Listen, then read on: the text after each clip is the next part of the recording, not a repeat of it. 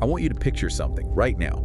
Just imagine a station. It's vast, it's silent, and it's orbiting in that deep, deep dark between the stars. Axiom Reach. Axiom Reach.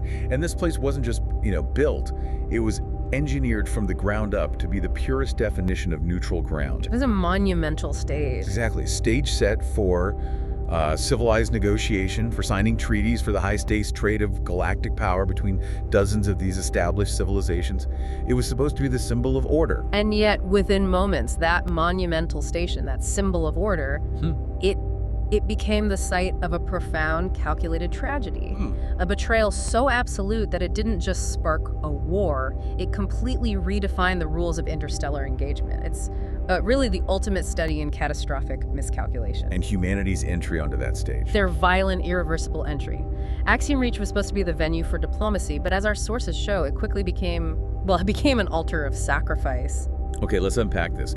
We are diving into one of the most consequential geopolitical narratives recorded in this new interstellar era.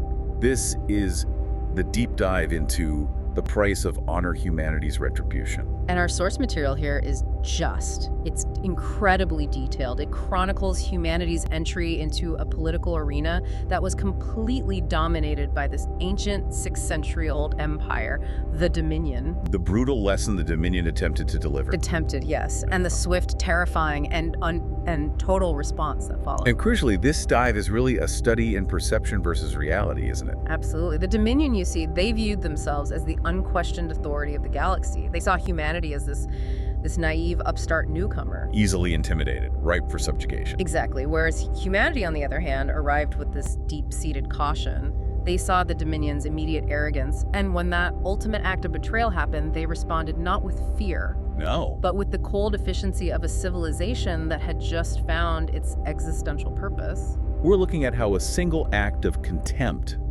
an act of performative violence that was specifically designed to instill fear and enforce submission, how that triggered a chain of events that collapsed centuries of established galactic power. And in record time. In record time. So what stood out to you immediately in this source material, you listening right now? For me, it was the strategic totality. The Dominion tried a psychological move, but humanity responded with a total, justified military and political overhaul. What's fascinating here is precisely that rapid shift in stakes. This isn't just a military engagement we're looking at. It's a detailed study in the psychology of command, the weight of honor, and the extraordinary cost of underestimating a new player. A player whose whole strategic doctrine emphasizes specialization and flexibility over that rigid, monolithic authority the Dominion had. Right.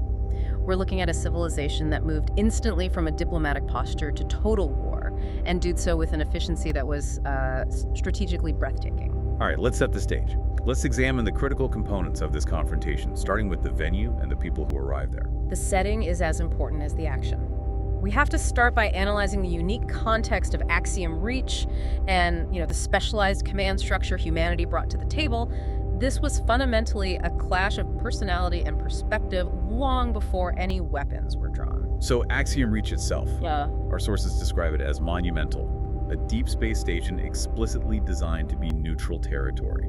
It's drifting beyond any single star system's control. It's massive, and it was meant to inspire confidence in its neutrality. It hosted dozens of intelligent species. It facilitated everything from, high-stakes trade agreements to settling multi-system boundary disputes. It was the physical embodiment of galactic order. And that context, that very reliance on order and established rules, is precisely what made the Dominion's subsequent actions so devastating. And strategically short-sighted. Incredibly short-sighted. Humanity arrived at a place built for dialogue, expecting diplomacy. But the atmosphere upon their arrival, it immediately signaled the inherent danger of the whole situation. How so? The sources paint a picture of immediate tension. Well, the source mentions that the alien representatives, the established, cautious players, they watched the human delegation with a mix of curiosity and what is described as barely hidden contempt. Contempt, not just curiosity. No, contempt. And it wasn't personal, it was institutional. It was the condescension of old power looking down its nose at a new player. The source notes that uncertainty regarding humanity's place and capability, it followed the delegation like a shadow. And that level of scrutiny, that skepticism, it meant diplomacy was already starting from a position of profound weakness. Or at least perceived weakness. Absolutely. That shadow of uncertainty is exactly what the Dominion was trying to leverage. They didn't want to welcome a new equal. They wanted to turn that uncertainty into immediate public subjugation. To establish dominance right out of the gate. But let's look at the people humanity sent. Critically, Earth didn't just send purely political representatives. They sent a highly specialized team. This is a critical point that the Dominion utterly failed to analyze. They saw 4 people, but they were facing the distilled essence of human resilience, of strategy, operations, and diplomacy. They utterly failed to read the room. So let's start with the diplomatic phase. Envoy Thomas Hale. Right. Hale was the one who initially followed protocol. He's the one who bowed, sought cooperation and mutual security. Our sources describe him as a consummate career diplomat, defined by decades of practiced restraint behind his smile. He was the hope of a peaceful, negotiated entry into the galaxy. He really did represent humanity's preference for peace. He was their best foot forward, diplomatically speaking. But his role was largely preparatory, wasn't it? The real power, the real decision-making, it rested with the uniformed officers. Oh, absolutely. Which brings us to General Elena Ward. She was the bedrock of Earth's defense strategy. Her entire persona was defined by what the source calls calm discipline. Etched by years of high-level command decisions. Yes, and the source makes this chilling note. It says she carried scars that never made it into history books. Wow. Which implies involvement in conflicts and crises that we don't even know about, things that shaped her into this unyielding, pragmatic, strategic thinker. So she wasn't there to politely discuss trade routes or, minor boundary adjustments. Not at all. She was the final strategic decision maker. She was there to assess the threat and decide whether humanity, facing this 6th-century-old Dominion, would kneel or stand. That singular, immense weight of command rested entirely on her assessment of the Dominion's intent. She is the strategic brain trust that would authorize war or acceptance. And if Ward was the strategy, then Admiral Maya Chen was the mechanism for execution. The operational specialist, commander of Earth's orbital defense network. She was described as younger, sharper, and relentless. And known specifically for preparation and precision, this suggests a mind that's hyper-focused on logistics, on intelligence, on execution timing. She's the one who makes the strategy actually happen. There's a key quote from her in the lead-up that's just so telling. She's facing this unknown, immense threat, and she says, "I'm not worried, I'm alert." There's a difference. I love that quote. It's perfect. That isn't denial or bravado. It's a calculated state of readiness. Right. Worry is emotional and it's inefficient. Alertness is focus, it's analysis, it's preparation. Given the scale of the Dominion, this alertness meant she was already running every single worst-case scenario in her head. Which brings us to the ultimate specialist in that room, Marshal Rhea Calder.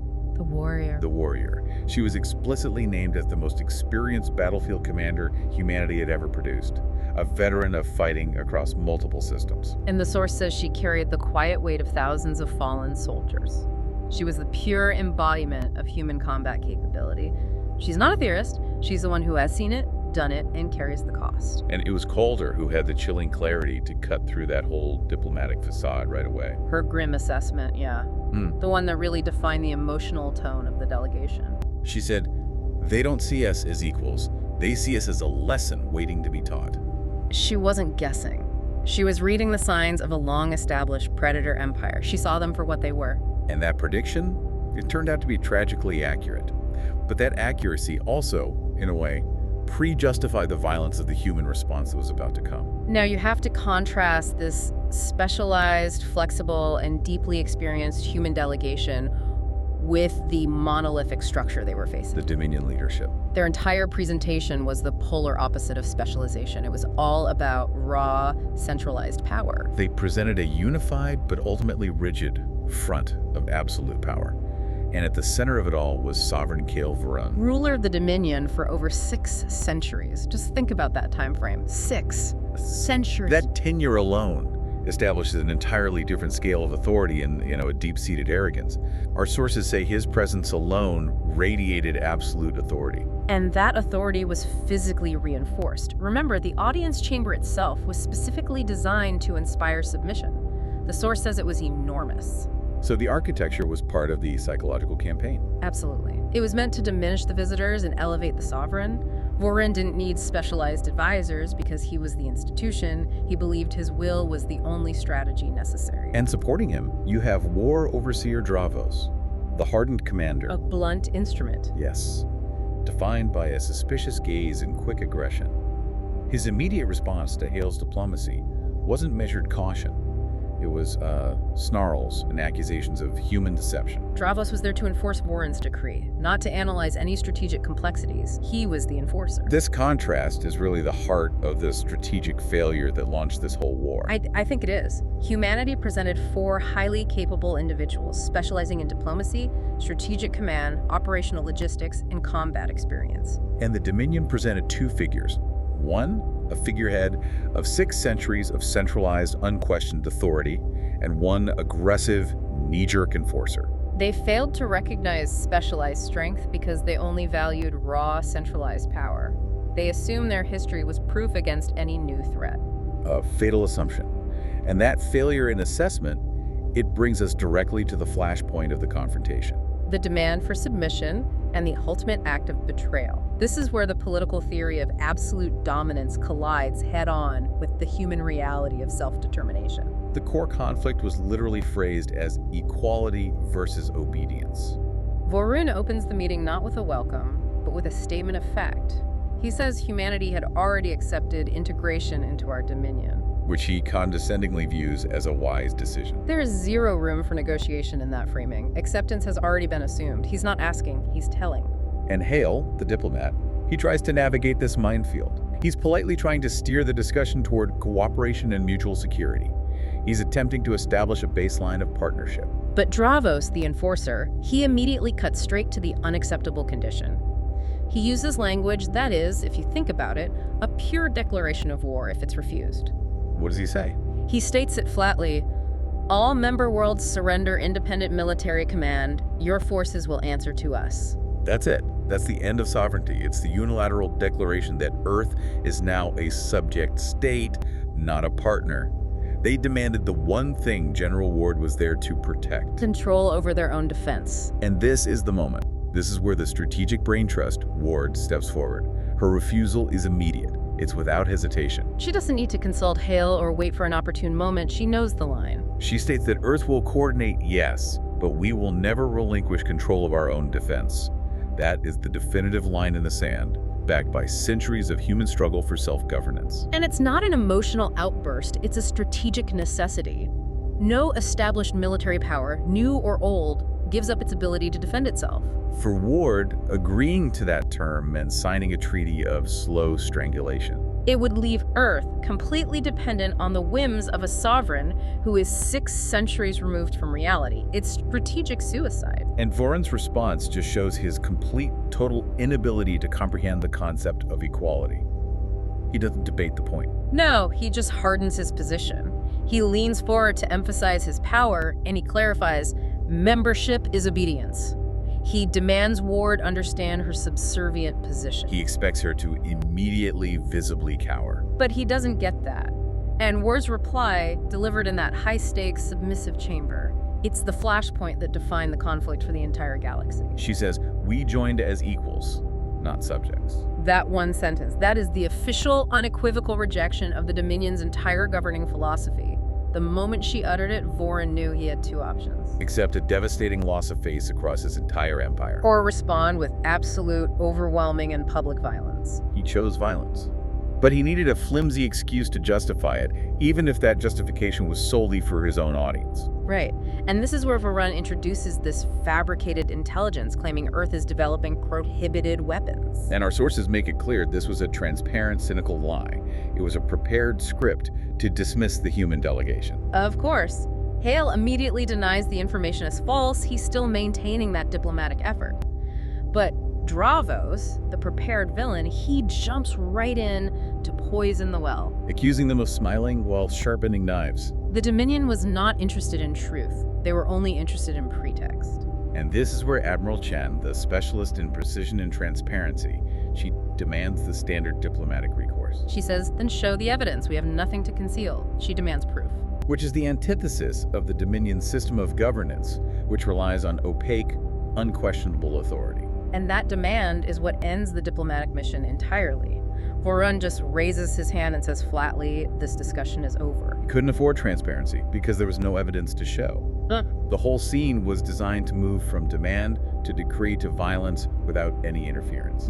The moment the discussion was over, the carefully positioned armed guards flooded the chamber. And the human delegation, holding to their diplomatic mandate until the very end, they don't resist at first. They hold their ground. They recognized the gravity of the diplomatic failure and the cost that was about to be paid.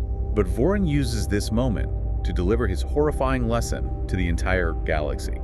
His declaration is just. It's steeped in 6 centuries of unearned arrogance. She says, "You presume equality where none exists. Let this remind the galaxy of its place." It was a public performance, designed to be broadcast, designed to terrify every potential dissenting voice in the Dominion and beyond into immediate, permanent submission.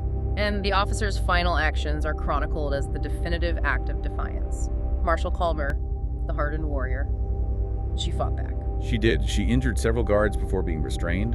Ward and Chen were dragged apart. They didn't go quietly. They were demonstrating that humanity would meet subjugation with immediate, lethal resistance. That detail, Calder fighting back, it's crucial. It wasn't a desperate act. It was a final, embodied refusal of submission. But the deep psychological wound delivered by the Dominion was the method of execution. The source specifies they were executed publicly using a weapon specifically designed to terrify rather than kill quickly. That weapon detail is chilling. It means the Dominion chose suffering over efficiency.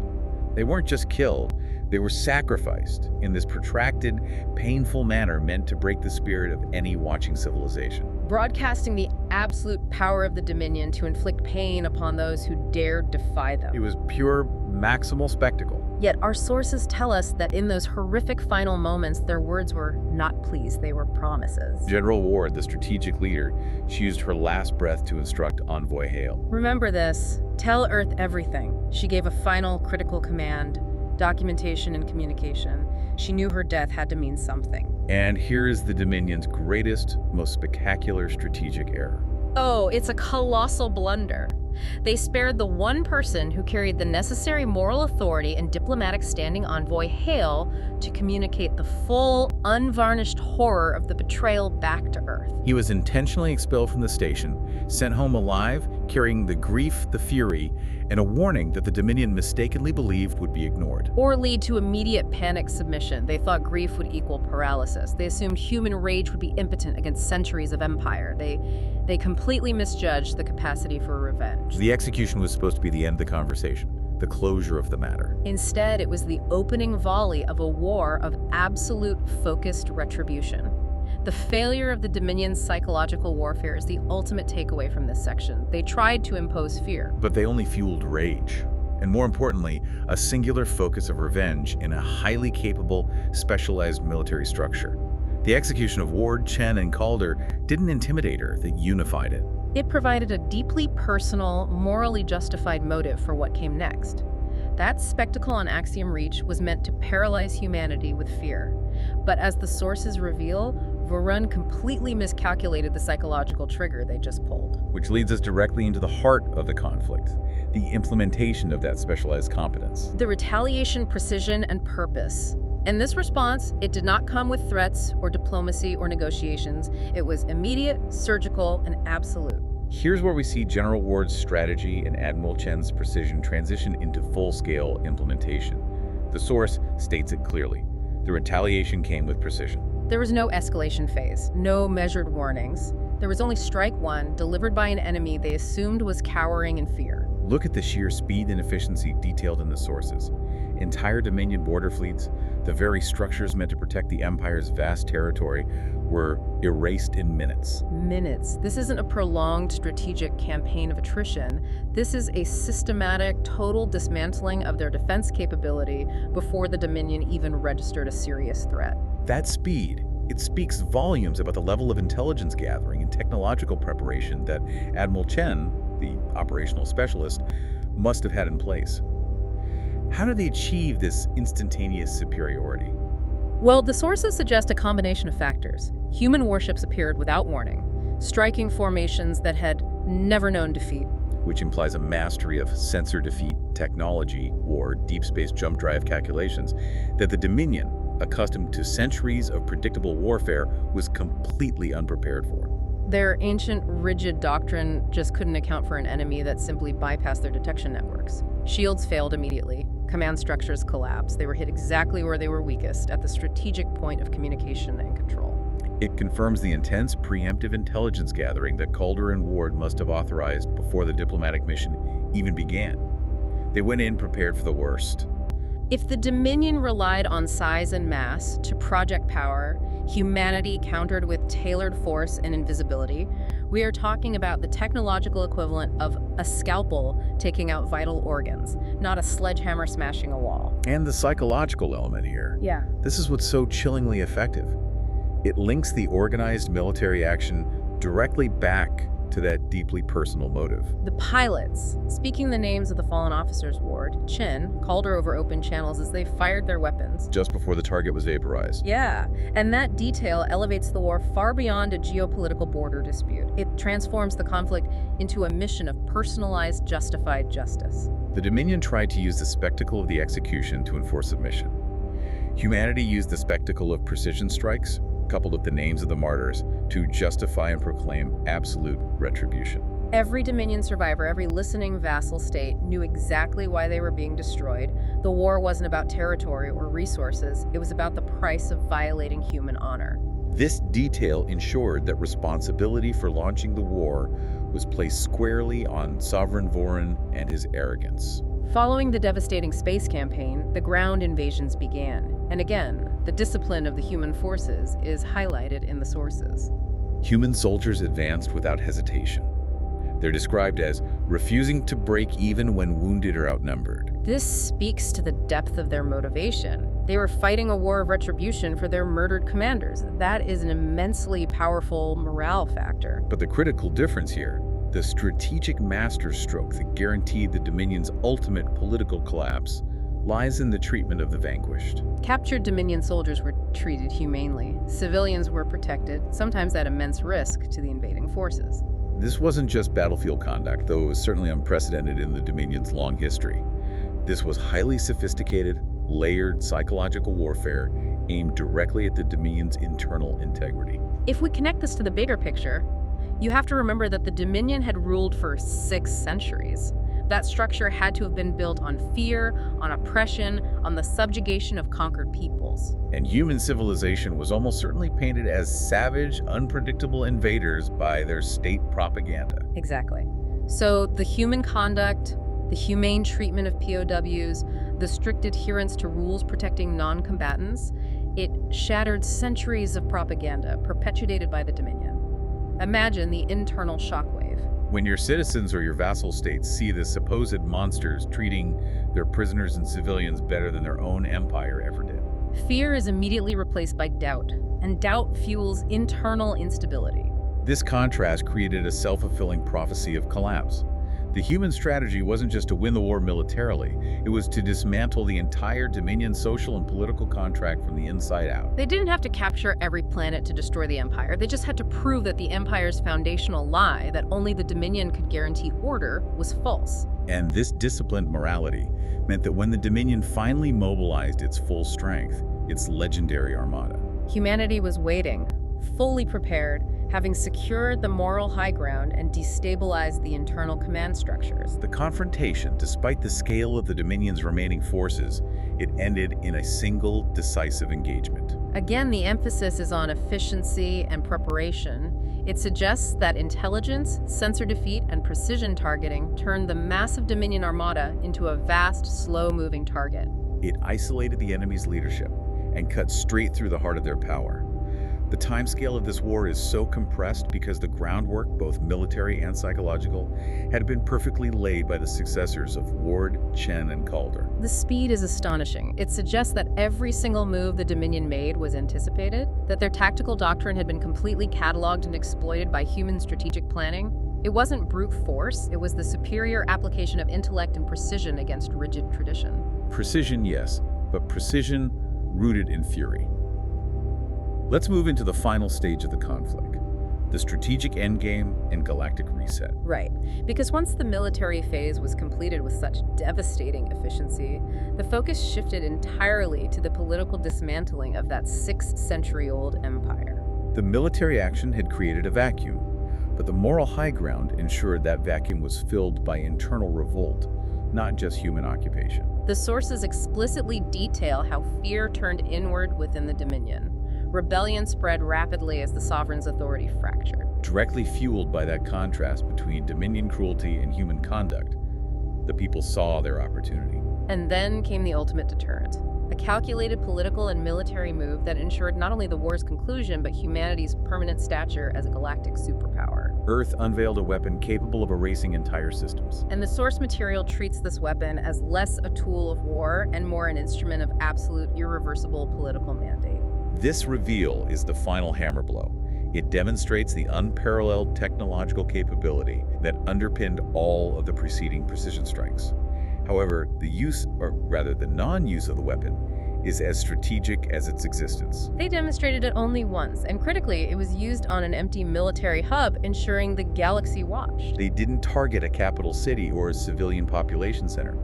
They executed a demonstration of absolute, overwhelming force against a purely military target. Which removes any shadow of moral ambiguity from the weapon's terrifying reveal. That is immense restraint for a civilization that had just witnessed the public torture and execution of its most beloved leaders. It sends an incredibly layered message. We possess the power to end you utterly, but we choose not to, provided you cease resistance now. The demonstration confirmed two things to the entire galaxy. First, humanity had the capacity for total victory, meaning resistance was futile. And second, humanity had the discipline to wield that power ethically, even while consumed by retribution. The message was absolute.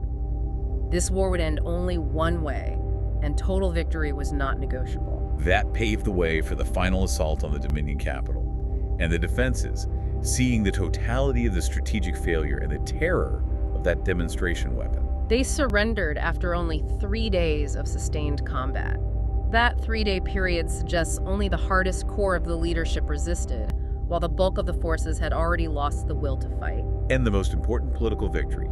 Sovereign Gil Voron was captured alive. This is where the symbolic justice truly begins, ensuring the transition of power was founded on accountability, not just conquest. The capture being followed by a public trial is vital. He wasn't simply executed by human forces in a back room. He was tried publicly, and not just by Earth, but by representatives of worlds his empire had crushed. This event symbolizes the definitive transfer of power and the total dismantling of the old oppressive order.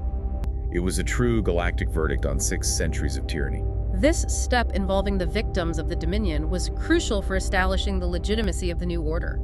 It ensured that humanity was seen not as a conqueror seeking a new empire, but as a liberator enforcing justice. And the sentencing. It closes the circle of retribution perfectly. He was sentenced using the same method he had chosen for others. His empire ended with him, delivered by the mirror of justice. Ensuring the galaxy understood the principle of accountability. The perpetrator received the same fate they inflicted on Ward, Chen, and Calder. This act establishes a legal and moral precedent for the new galactic order. You do not get to preside over centuries of cruelty, authorize the public torture of diplomatic envoys, and then expect a humane, private resolution. The public nature of the justice was absolutely as important as the execution itself. So in the aftermath, what was the structural result? Our sources detail humanity's role in establishing a completely new system of governance for the former Dominion space. Humanity did not seize the throne. They helped establish a new council composed of representatives from many species, including the formerly oppressed. And the crucial foundation of this council was built on shared authority rather than fear. This is the deliberate, strategic rejection of the Dominion's 6th century centralized model. The new rule was absolute in its simplicity. No emperors, no forced obedience. Only memory. Only memory. That phrase is perhaps the most powerful outcome. The historical record itself becomes the primary deterrent against the return of autocracy. Humanity ensured the structures were put in place to prevent future emperors, but they also instilled a cultural lesson that no species would dare forget. So if we look at the sweep of this entire narrative, the diplomatic attempt, the betrayal, the surgical retribution, and the total political restructuring, what does this all mean for the galaxy moving forward? We come back to the historical takeaway, the ultimate lesson future generations across the galaxy learned, and that lesson is indelible. It's proven through absolute action that spanned political, psychological, and military domains. It is the cost of violating fundamental sovereignty and honor. And it is the understanding that human anger, when channeled through military competence and moral discipline, is an unstoppable force. Let's recite the final powerful decree from the source, the oath that was etched in the destruction of an empire. Humanity does not threaten, humanity does not forget, and humanity never forgives those who make war on its own. That's not a diplomatic stance. That is a new fundamental law of interstellar relations. It summarizes the total psychological profile of humanity revealed in this conflict. They came seeking cooperation, that was hail. They refused submission, that was ward. And when the ultimate trespass was committed, the murder of their representatives in a calculated attempt to enforce subjugation. They responded with swift, terrifying, and moralized retribution. The message is, you can negotiate with humanity, but you cannot bully, harm, or betray its own with impunity. This whole narrative is just a masterclass in swift, strategic response rooted in deeply personal motivations. The entire war was fought not for territory, but to reclaim the honor stolen at Axiom Reach. And to avenge the specialized competence embodied by Ward, Chen, and Calder. Absolutely. The success of the human strategy relied entirely on two things, as detailed in our sources. Go on. First, the unparalleled specialized competence of the military leaders and the technology they deployed. Chen's precision, Calder's ferocity, Ward's strategy, and second, the disciplined moral high ground they maintained during the invasion. Protecting civilians, humane treatment of POWs. Both factors hit the Dominion exactly where it was weakest, its fleet and its propaganda. Thinking about those two factors, supreme competence that made their fleet obsolete in minutes, and disciplined morality that exposed their propaganda as lies, which of those two do you think ultimately hastened the Dominion's internal collapse more? Was it the sudden, terrifying realization that their ships were utterly useless, or the deeper, systemic realization that their own government was based on a lie, and that the savage invaders were acting with more decency and justice than their own ancient rulers? That's a fascinating internal conflict for an empire built entirely on fear. It is the ultimate strategic irony. The sudden military competence ended the war in space, but the moral high ground ended the war on the ground, fracturing the sovereign's authority permanently. And that leads to a final provocative thought for you, the listener. Okay. The source material ends with the sentiment that humanity never forgives. Yet the outcome was the establishment of a council built on shared authority, a structure designed explicitly to prevent the rise of future emperors. So the question is, does establishing a powerful new council inherently risk becoming the very centralized authority it sought to replace just by holding all that new political and military power? Or is the memory of the officer's sacrifice, coupled with the proven ethical application of that system-erasing weapon, enough to guarantee lasting shared decentralized power? Something for you to mull or explore on your own. A perfect blend of retribution and reform, sealed by the deepest personal oath of honor. Thank you for joining us for this deep dive into the price of honor. We'll see you next time.